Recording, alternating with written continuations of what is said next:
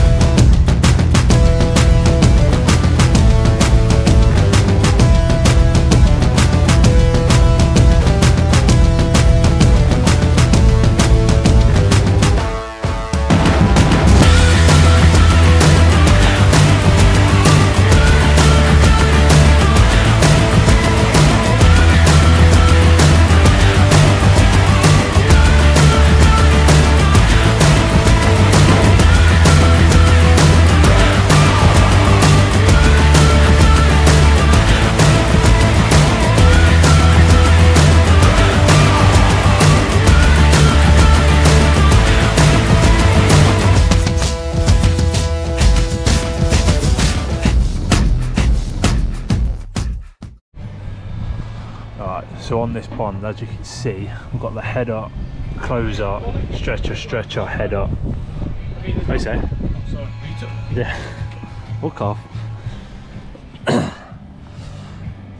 Stretcher, header, stretcher, and then we've got a couple of 3/4 there, which obviously we've had to do to get this window central to this front elevation. Which, and then as you can see down here, we've put these blocks in, which are about 110mm, which will take the stone sills that we're having made, which will follow through from this bay window here. So when you stand back, it will just run through nicely, and then we'll have a stub sill on the aluminium window, which will come up to lintel height.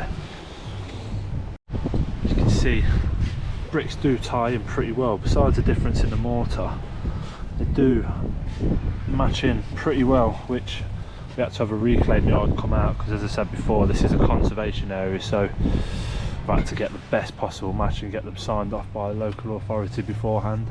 But I think they're a pretty good match.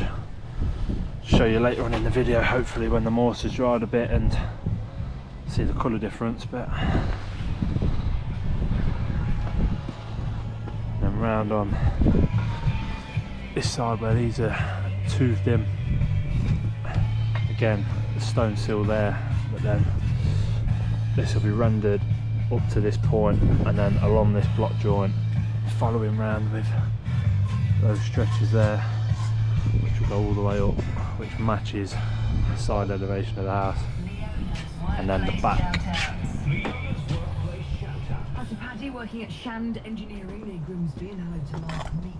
The back along here will do the same as the front. A set of French doors in the middle.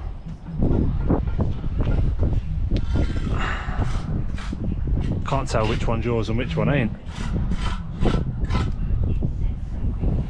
Can't tell which one's yours and which one ain't. Both on the piss.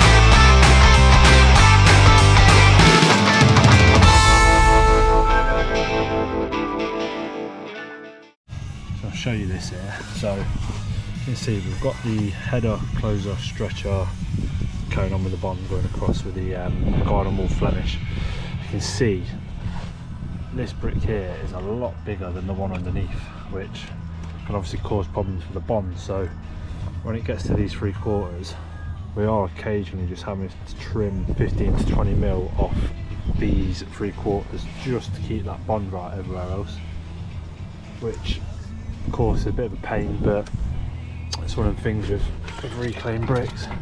See, it's nearly 240 mil, 233 mil there, whereas some of these other ones are around 215 mil. So 30 mil difference between a brick, quite a lot to get over, which can be quite. Right, so we've got in the course of Blockwork, which we're using the 100 mil thermal lines to go around this inside here off our reinforced slab all the way around there. Get some block work done while they're setting up the trestles. So we've got 100 mil block work with 150 cavity that will go around with the full fill insulation like that. A couple courses up, and then we'll have the DPM which will sit on top, and that will come down underneath, ready for when we put the DPM on the floor, ready for the insulation and screed.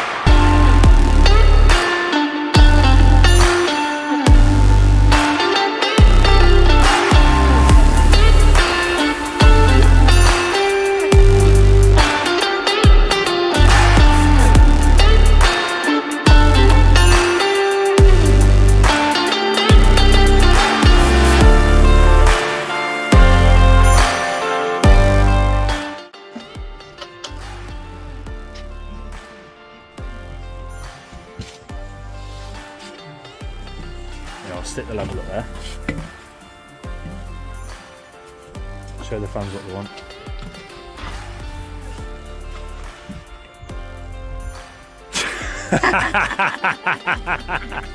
I was thinking, oh, you're fine, sir.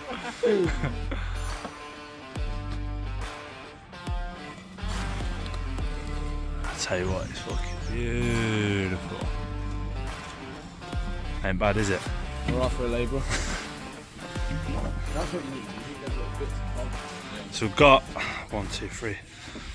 5 course of block round with a, had to put a course of blues around because Ed doesn't know how to set out. I'm only joking. Had to put a course of blue bricks around just because we've got block work on the outside, so to get the ties level. So we've used all the blocks up, so I need some more. So I'm going to go back on the outside and get the brickwork up to lintels, work out wall plate heights and stuff like that, and then carry on with the block work tomorrow.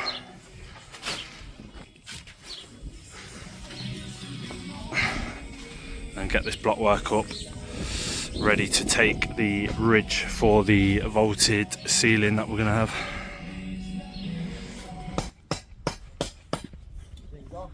That is, side is up to lintel height.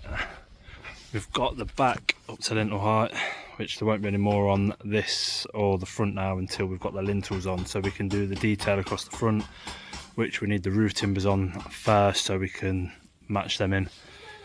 Lintel height on the side, and then up to lintel on the front. Fucking hell, that's me nearly gone. Fucking nearly went over there.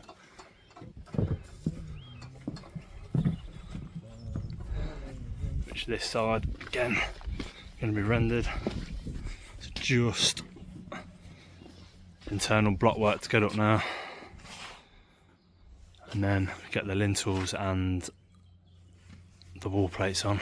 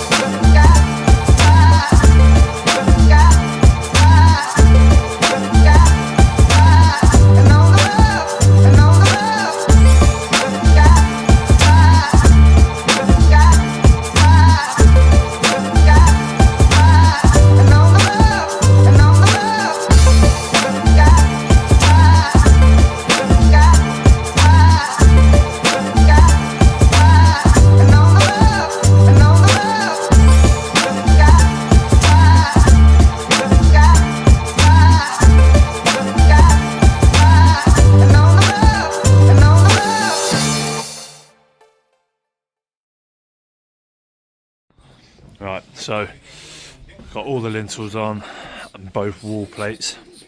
So we've got a gable end roof.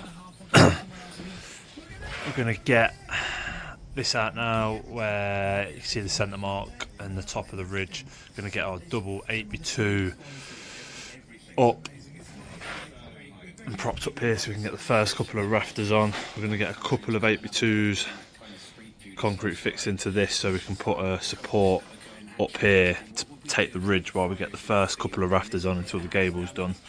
But yeah, so we'll get a rafter cut, try it both sides, see how equal they are, and then get all these timbers cut.